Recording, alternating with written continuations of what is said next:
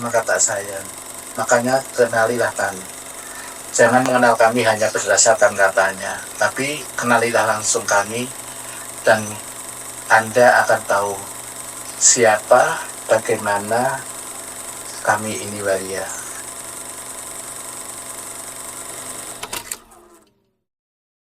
Tenang-tenang yang tak kunjung datang,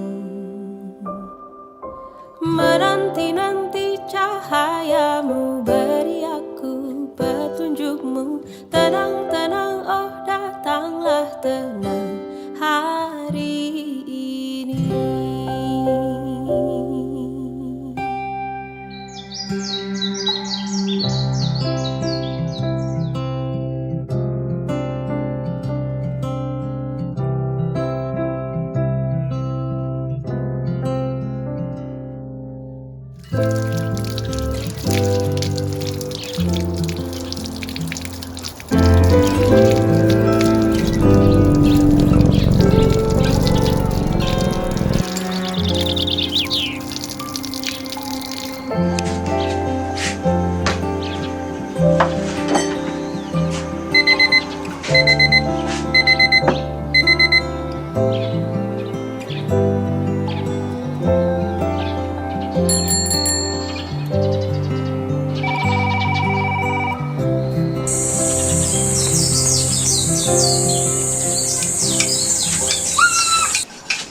Cek.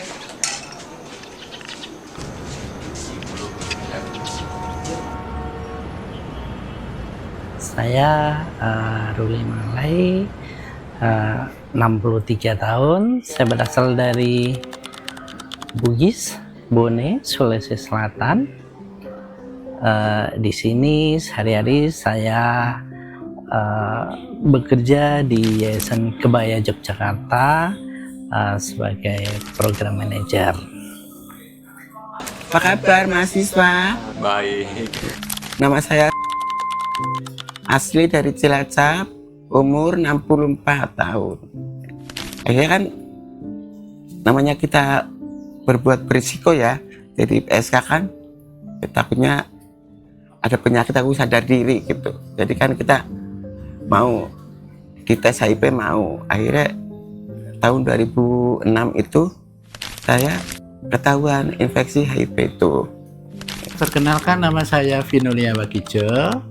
Sesuai KTP tentunya. Saya lahir pada tanggal 9 Mei tahun 56. Jadi sekarang sudah 68 tahun ya, sudah masa senja, sudah lansia. Dan saya adalah seorang transpuan atau waria.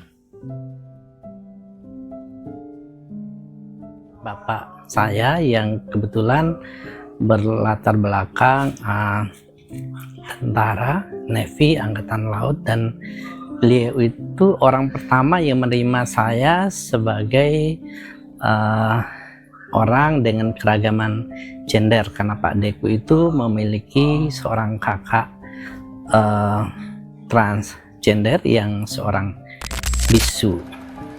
Pada prinsipnya saya tidak memutuskan untuk menjadi ya, karena memang sedari kecil, dari perjalanan pertama sekali ketika saya mendapatkan hasil tes lab dari psikolog itu menjelaskan bahwa aspek genetika yang mendominasi secara kromosom pada diri saya menyebabkan saya memang berbeda. Jadi saran beliau tidak usah ke psikiater atau psikolog lagi dan tetap menerima diri saya. Sejak itulah saya menerima diri, dan kemudian dengan segala konsekuensi keterbatasan saya sebagai seorang transpuan yang hidup secara formal di dalam keluarga, kemudian saya harus berbeda. Ketika selesai sekolah guru tahun 78, saya totalitas memilih hidup dengan keragaman gender, artinya secara gender saya adalah transpuan, maka saya sehari-hari berpakaian dengan menggunakan jari dan kebaya. Dan tahun 78 adalah tahun pertama saya menunjukkan atau coming out sebagai transpuan ketika saya menjadi guru di sebuah sekolah dasar di Sumba hingga 10 tahun kemudian, sebelum akhirnya saya terpilih menjadi anggota legislatif di DPRD 2 Bone. Kemudian sejak tahun 2003 ketika Purna Bakti saya pindah ke Jawa dan tinggal serta hidup dengan komunitas transpuan. ARV. Nah, itu 2006 terus saya sampai tahun 2007 itu ngedrop.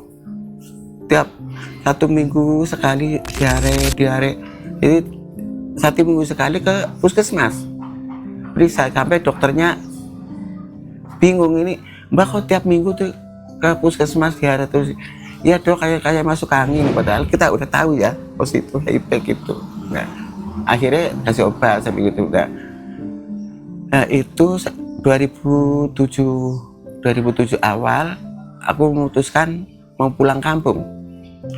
Pulang kampung itu kan ada teman saya, mak-mak saya di Bandung gitu. Nah, itu gitu, jangan pulang ke kampung gitu, pindah ke Jogja aja gitu. Jadi tinggal di rumah temanku di Badran. Itu terus saya ditangani sama BKPI. Lagi diare langsung bawa ke rumah sakit Bethesda. Terus di situ 1 minggu udah agak mending, sehat. Terus bawa pulang ke rumah temanku. Nah, besoknya ke bawah Sarjito itu terus ambil ARV itu terus 1 minggu kok lemes lah. Akhirnya terkapar, aku nggak bisa apa-apa. Akhirnya pas Raken Mami Vin kesini udah nggak bisa apa-apa, aku udah kayak mayit gitu ya. Akhirnya aku diajak ke Sarjito sama Mami Vin kan udah pulang dari Bandung. Temanku Mas Raken, Miki pasrah siapa ini udah gini gitu. Terserah Mami kemana gitu kan. Itu terus akhirnya bawa ke Sarjito anemia. Iya, anemia terus transfusi darah 7 kantong. Langsung 1 minggu situ terus pulang sehat pulang ke sini. Nah, itu di sini udah lama, ada 3 bulan apa udah sehat lah ya, udah sehat pulih kembali. Terus bingung aku bilang sama Mi, aku tinggal sini boleh nggak? Aduh, di sini nggak ada tempat mah gitu. Nah, Mami mikir. Nah, Mami kan sosialnya tinggi gitu. Terus akhirnya ya nggak apa-apa mak, tapi bantu Mami di sini ya gitu. Oh iya nggak apa-apa, yang penting aku dikasih makan, kasih tempat tinggal gitu juga udah terima kasih gitu. Nah, itu alhamdulillah itu 2007 ya, 2007 udah sehat kembali. Terus nah 2009 udah ada pasien lagi, ya temen ngedrop parah banget. Nah itu aku kan udah sehat ya, tapi saya yang rawat segala-galanya, yang mandiin apa gitu, saya ngerawat temanku gitu. Akhirnya kan alhamdulillah sampai sekarang sehat terus. Nah, terus tahun 2016 itu ada kabar Mami, Mak ada bayi mau nggak ngurus kan bayi. Nah, terus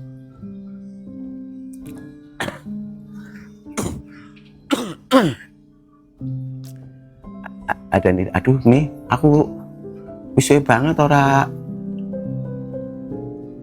ngurus bayi ya, gimana ya gitu. Aku mikir, oh ya pikiran positif aja ya gitu. Udah nggak apa-apa Mi, bawa aja ke sini. Nah, 2016 itu Nira. 2016 sampai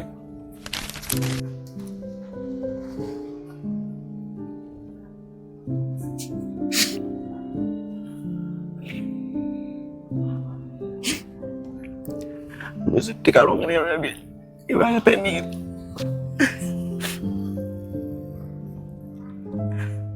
Kasihan.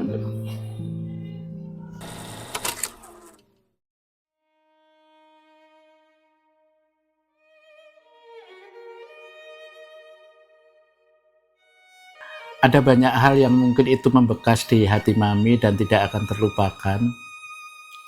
Karena semuanya hampir saja merenggut nyawa Mami. Ya, seorang waria yang memang resikonya sangat berat, tidak disukai oleh masyarakat, dan dianggap memang tidak berguna seperti itu. Tapi saya mencoba untuk bisa sabar ya, berbesar hati. Ya anak muda yang kemudian pakai motor zaman dulu ya, motor cowok gitu loh. Ya saya samperin, ya cari saya ya. Oh iya dari tadi tak tunggu, padahal saya kenal juga enggak gitu loh. Sehingga berapa nganu Mbak main? Nah biasanya berapa? Udah gini aja, tak kasih 3.000 ya gitu. Ya siapa yang hati nggak berbunga-bunga, 3.000 lagi gitu. Ya sudah, mainnya di mana? Ayo ikut saya gitu. Ya, akhirnya saya ikut. Ternyata saya dibawa, kalau sekarang daerah Monjali, Monumen Jogja kembali ke utara itu, Jalan Palagan itu. Saya dibawa ke utara terus gitu. Saya tanya dia, lu ini mau dibawa kemana toh? Dan suasananya waktu itu memang gelap ya. Namanya jalan besar tapi kayak jalan setapak belum beraspal gitu. Saya tanya sama dia gitu, udah ikut aja gitu. Mulai dia kasar gitu. Atos gitu suaranya atos. Ternyata di salah satu gubuk itu ternyata udah ada temannya empat orang dan mereka pada minum semua. Nah saya sudah aduh mati aku bilang gitu. Ternyata benar mereka pada minum semua. Saya dipaksa untuk melayani 5 orang. Saya layani, namanya orang melayani kan harus siap hati. Tapi itu kan saya nggak siap gitu loh. Ketika saya siap, saya melayani orang 5. Ya sudah, saya kayak dihajar aja, dipaksa di ini, dan setelah itu mereka sudah puas semua, mereka tidur. Nah kemudian Mami ini kan seperti iklan Rexona, setiap saat saya tunggu dia sampai bangun. Akhirnya jam 3 pagi dia bangun. Kenapa saya bilang jam 3? Karena memang ditandai oleh suara ayam berkokok itu. Sehingga waktu itu kemudian saya bangunin mereka. Salah satu yang bangun kemudian marah-marah, dibangunin baik-baik marah-marah. Kata bentak-bentak saya bilang saya mau pulang, saya minta ongkos, minta bayaran gitu. Jawabannya bukan dijawab, tapi kemudian dia nendang saya. Setelah itu teman-temannya dibangunin semua. Bang, ini ada bencong di sini memeras kita gitu, harus merasa dewe gitu. Nah kan saya minta bayar untuk katanya meras gitu. Nah memang kayaknya orang-orang yang peminum ini kan begitu, mau cari gara-gara. Dan saya tidak tahu saat itu saya langsung diserbu orang 5 itu, dihajar di kayak bola pingpong di sana sih. Saya udah nggak sadar diri itu. Saya minta maaf, ya sudah saya minta maaf, saya nggak minta bayaran tapi nggak mau tahu. Sehingga kemudian udah kita matiin aja gitu. Waduh saya mati ini, saya bilang gitu. Nah saat itu mungkin karena si pemabuk ini kan juga tenaganya nggak tenaga normal ya, hingga saya sempat kabur. Nah kemudian seiring berjalannya waktu itu kan hari mulai agak terang, mungkin jam 3:30, jam 4 saya udah melihat samar-samar gitu, kok kayak ada pendopo gitu. Saya masuklah di situ pendopo tapi terbuka dikit, masuk aja gitu, ceritanya mau ngumpet saya. Nah saya ngumpet di situ agak aman, tapi kan saya nggak betah dengan perihnya ya, perih semua badan itu sakit semua waktu itu. Sehingga saya ya akhirnya agak terang kok saya mencium bau bunga gitu loh. Taunya itu kuburan. Nah saya kan terus merinding ya, bulu kuduk saya. Dengan begitu saya langsung keluar lagi. Tahu mau jerit nanti takut kedengeran, saya keluar. Nah saya keluar itu ternyata masih kudengar suara, oh itu bancinya di situ, bancinya itu. Wah langsung saya dikejar lagi. dikejar saya udah nggak bisa bergerak sudah. Tapi tahu-tahu saya udah nggak sadar apa-apa. Tapi nggak tahu berapa waktu kemudian saya sadar, ternyata saya itu tersangkut di apa ya, jurang itu apa ya, tebing gitu ya. Nah di situ saya sudah mati ini ya. Saya sudah mohon kepada Tuhan, tolonglah saya diberi kehidupan gitu. Nah di saat saya sedang susah-susahnya gitu, kedengar suara perempuan itu bernyanyi-nyanyi kecil, bersiul kecil, nyanyi-nyanyi gitu. Ternyata di bawah itu sungai. Kemudian saya berteriak minta tolong sekuat tenaga, dan didengar sama ibu itu. Terus ibu itu bilang, oh nggih sekedap, ya sebentar saya pulang dulu gitu. Terus pulang. Nah tiba-tiba ada banyak orang menolong. Agama yang rahmatan lil alamin. Saya bersyukur dalam beberapa tahun perkembangan pemikiran feminisme, terutama munculnya Kongres Ulama Perempuan KUPI, sangat membuka perspektif yang baru tentang agama yang rahmatan alamin dalam konteks Islam yang lebih progresif. Mengutip beberapa pendapat dari Profesor Musda Mulia misalnya yang ada di UIN Syarif Hidayatullah Jakarta, atau Prof. Aisyah Kara dari UIN Alauddin Makassar, atau Prof. Nurul Ilmi Idrus dari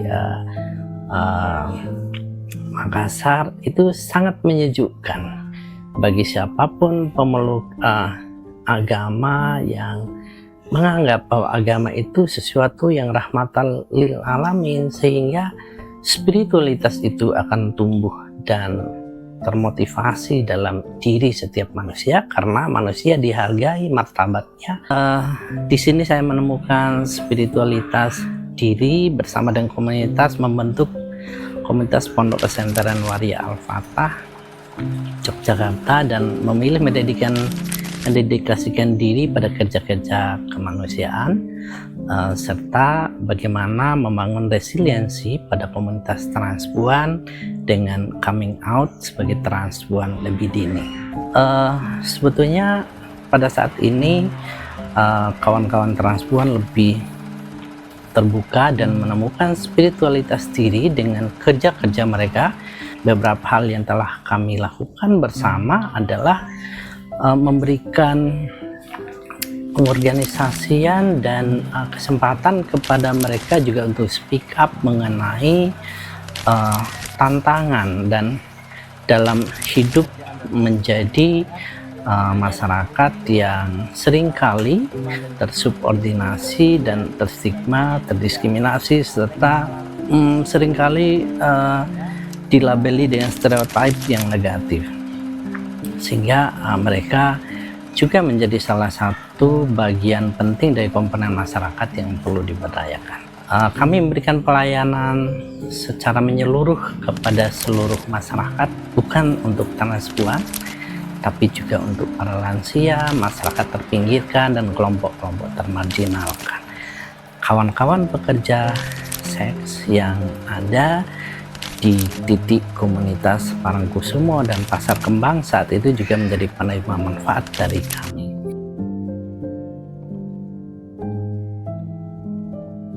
Ya kita semangatnya itu dorongan dari diri sendiri. Kita masih kepengen hidup, kepengen panjang umur, lah itu kita ingat sama Tuhan gitu. Dulu kita dosanya udah banyak tuh waktu jadi PSK lagi. Sekarang kita kan nggak jadi PSK lagi, jadi kita minta diampunin sama Tuhan gitu. Jadi kita ibadah, tapi kita ibadah itu kita senyaman kita gitu ya. Transpuan tuh ibadah pakai apa aja tuh boleh gitu kata Ustadz ya, tapi kita nyamannya pakai sarung gitu, paling nyamannya gitu. Kita sambil berdoa, ya Allah ampunilah dosa-dosaku ya Allah, paling sehat, paling kuat buat ibadah, sholat gitu. Terus yang minta panjang umur, yang banyak rezeki gitu tiap hari gitu aja. Saya berdoa gitu aja. Kayak habis sholat gitu berdoa gitu. Berdoa gitu, ya Allah Tuhanku ampunilah dosa-dosaku ya Allah. Ampunilah dosaku ya Allah, ampunilah hamba-Mu dosa-dosaku banyak ya. Ampunilah dosa-dosaku gitu kan. Nah, terus yang ya Allah ampunilah dosa-dosaku, panjang umur lah, banyak rezekiku ya Allah Tuhan. Mengalir rezekiku ya amin gitu ya. Terus doa berdoa. Kalau tiap sholat habis sudah gitu. Tapi alhamdulillah gitu ya. Kayaknya kita perasaan kita gitu dikabulkan sama Tuhan gitu. Saya berdoa aku gitu, minta doa selalu. Apa?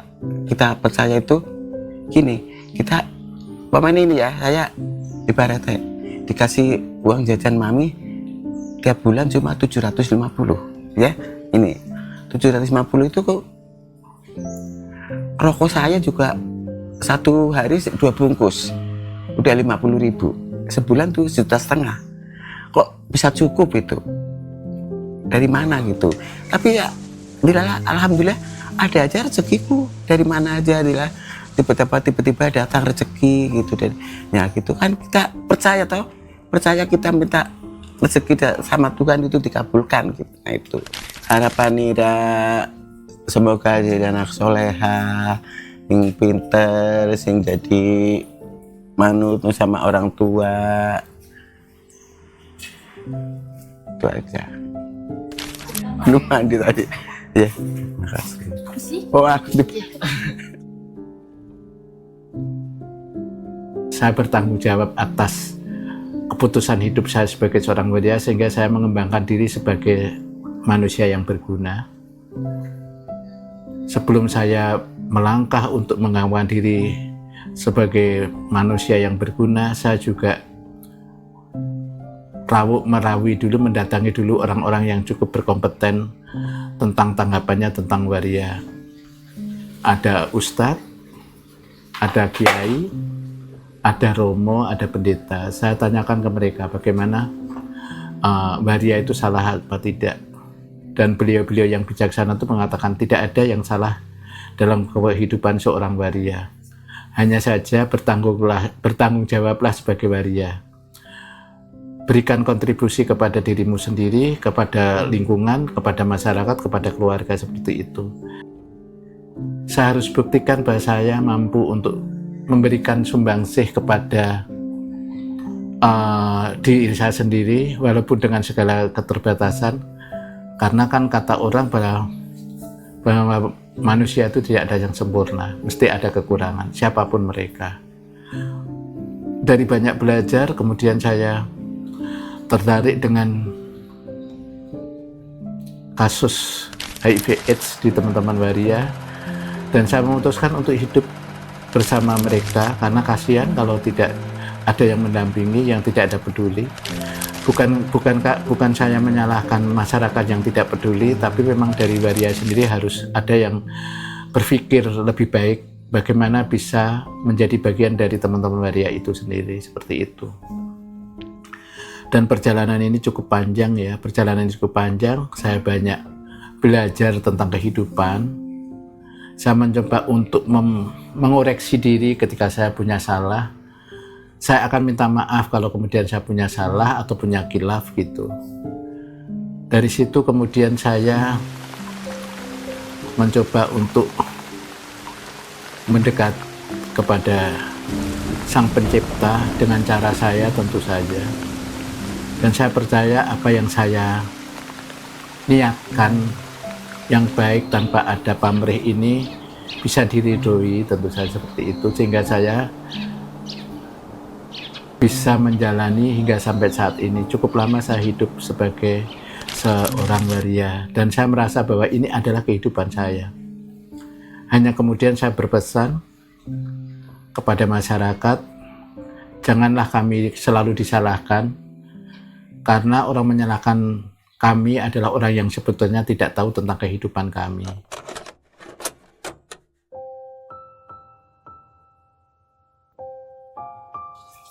Terima kasih untuk para akademisi, rekan-rekan mahasiswa. Kami berharap Perspektif tentang keragaman gender itu menjadi bagian dari kekayaan dalam pengetahuan dan ilmu dalam memberikan harkat dan martabat pada keilmuan itu sendiri.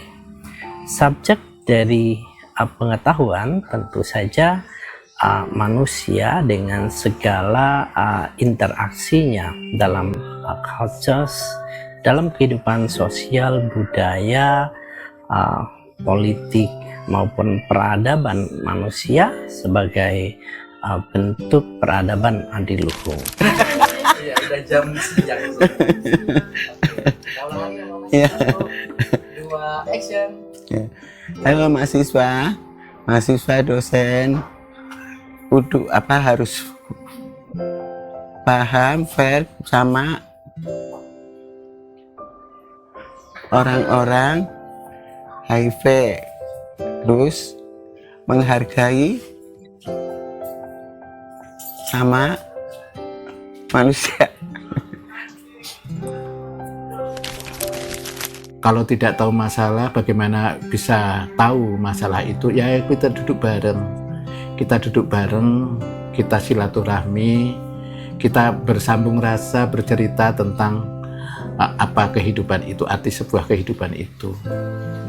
Terus kemudian kepada para pendidik, khususnya para dosen yang mengampu mahasiswanya untuk riset, untuk penelitian, punya tugas di luar sekolah, berikan kesempatan mereka untuk mengetahui banyak tentang kami teman-teman waria. Karena biasanya dosen ini juga kadang kepo ya terhadap teman-teman waria karena takut kemudian dianggap kami ini virus seperti itu. Kenalilah kami dulu, apalagi Anda adalah seorang pendidik yang baik. Begitu juga dengan teman-teman waria. Ada pepatah mengatakan tak kenal maka tak sayang. Makanya kenalilah kami. Jangan mengenal kami hanya berdasarkan katanya, tapi kenalilah langsung kami dan Anda akan tahu siapa, bagaimana kami ini waria. Seperti itu. Matur sembah.